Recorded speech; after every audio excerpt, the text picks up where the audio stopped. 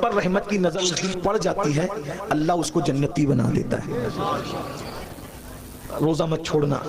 اور ایک بات یہ بھی یاد رکھنا، المعجم الاوسط میں یہ حدیث ہے کہ جو رمضان شریف میں ایک گناہ کرتا ہے اللہ اس کی 1 سال کی عبادت کو ضائع کر دیتا ہے۔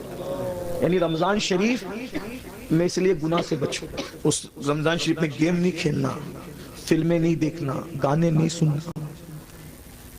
آج کل تو لوگ افطار کے وقت بھی واٹس ایپ پہ لگے رہتے ہیں، اور وہ پتہ نہیں کچھ پاگلوں نے ایسے چینل شروع کر دیے کہ وہ چینل سحری کے وقت بھی چالو رہتے ہیں، افطار کے وقت بھی چالو رہتے ہیں۔ اچھا ٹھیک ہے بھائی، چینل تم چلاؤ، جو ہے وہ اس میں دن بھر تقریریں کرو، سحری افطار میں لوگوں کو رونے دھونے دو، عبادت کرنے دو، اللہ سے جڑنے دو، اور پھر ان چینلوں کے اوپر عورتیں بھی بیٹھی ہوتی ہیں، مرد بھی بیٹھے ہوتے ہیں، اور رمضان ٹرانسمیشن چلتا رہتا ہے۔ وہ کیسے بے غیرت مولوی ہے جو عورتوں کے ساتھ افطار کے وقت بے پردہ بیٹھتے ہیں؟ کوئی ان کو روکنے والا نہیں، کوئی ٹوکنے والا نہیں، عورتوں کے ساتھ بیٹھتے ہیں۔ غور تو فرمائیں، کوئی دین دھرم ہے؟ عورتوں کے ساتھ بیٹھ کے تم دین سکھاؤ گے؟ عورتوں کے ساتھ بیٹھنا کیا ہے؟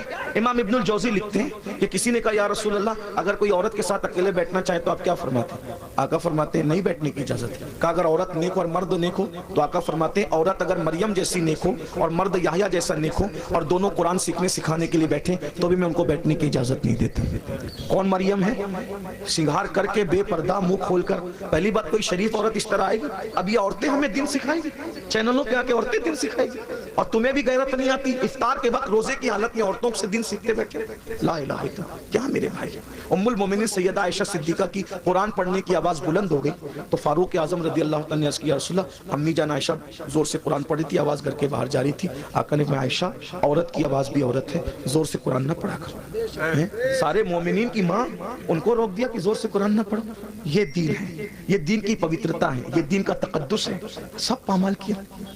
یہ افطار اور سحری کا وقت کیا ہے؟ اللہ تعالیٰ سحری اور افطار میں اپنے بندوں سے کہتا ہے کوئی مجھ سے روزی مانگنے والا؟ روزی مانگو میں تمہیں روزی دوں گا۔ مغفرت مانگنے والا؟ مغفرت مانگے گا مغفرت دوں گا۔ ہے کوئی مجھ سے نعمتیں مانگنے والا؟ میرے بندے مانگ، میں وعدہ کرتا ہوں تو جو مانگے گا میں تجھے عطا کروں گا، کیونکہ یہ رمضان ہے، سحری اور افطار کا وقت ہے، مجھ سے جو مانگا جائے گا میں عطا کروں گا۔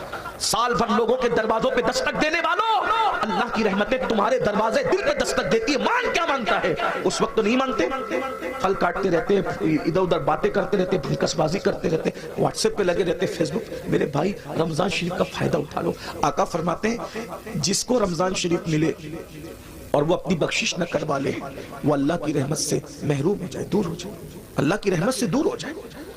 جس کو ماں باپ ملے اور وہ جنتی نہ بن جائے وہ اللہ کی رحمت سے دور ہو جائے۔ محفل میں درود پڑھا، محفل میں ذکر رسول کیا جائے اور حضور پہ درود نہ پڑھا جائے وہ اللہ کی رحمت سے دور ہو جائے۔ حضور نے جمعہ کے وقت خطبے کے لیے جاتے ہوئے منبر پر سیڑھیوں پہ قدم رکھتے ہوئے دعائیں کی تھی اور آپ کی دعا پہ جبریل نے آمین کہا تھا۔ اس لیے رمضان شریف میں کوشش کرو روزے رکھنے کی۔ جو ایک روزہ چھوڑ دے رمضان شریف کا، صرف ایک روزہ، پوری زندگی روزہ رکھتا رہے، ایک رمضان شریف کے روزے کی فضیلت کو نہیں پا سکتا۔ اس لیے روزہ رکھو۔ کچھ لوگ کیا کہتے ہیں مولانا ہم کام کرتے ہیں، بیمار ہے یہ وہ، یاد رکھنا روزے سے کبھی بیماری نہیں بڑھتی، تو اللہ کے رسول فرماتے ہیں روزہ رکھو صحت مند ہو جاؤ۔ آج کی جو جدید تحقیق تو آتی رہے گی، لیکن جدید تحقیق کیا کہہ رہی ہے پتہ ہے؟ جدید تحقیق کہہ رہی ہے جتنا بھوکے رہو گے اتنا صحت مند رہو گے۔ یہ جو فاسٹنگ واسٹنگ کے جو چکر سب ڈاکٹر لوگ بیان کر رہے ہیں یہ آج بیان کر رہے ہیں، میرے نبی نے 1450 سال پہلے بیان کیا۔ ایک مرتبہ ایسا ہوا میری امی کی ہاتھ کی ہڈی ٹوٹ گئی تو میں امی کو آپریشن کروانا تھا تو میں گیا تو مالیگاؤں میں ایک ڈاکٹر ہے، جین ڈاکٹر، وہاں آپریشن تھا امی کا۔ تو میں گیا تو لوگوں نے بتایا کہ یہ جو وہ فنا ہے، تو اس نے اپنے کیبن میں بلایا، تو کیبن میں بلا کر کے بٹھایا تو اس نے کہا اپنے جو اس کا دواخانے میں جو بندہ تھا اس کو بلا کہا کہ پانی لاؤ، چائے لاؤ سر کے لیے۔ تو میں نے کہا کہ ہم پانی نہیں پئیں گے، چائے بھی نہیں پئیں گے۔ تو کہا کیوں؟ تو مجھے ایسا لگا کہ یہ جین ہے، اگر میں اس کو نہیں بتاؤں گا تو یہ کوئی بدگمان نہ ہو جائے، تو اسلام سے بدزن نہ ہو جائے کہ یار دیکھو یہ مسلمان لوگ ہماری چائے بھی نہیں پیتے۔ تو میں نے کہا میں چائے اس لیے نہیں پیوں گا، میں روزے سے۔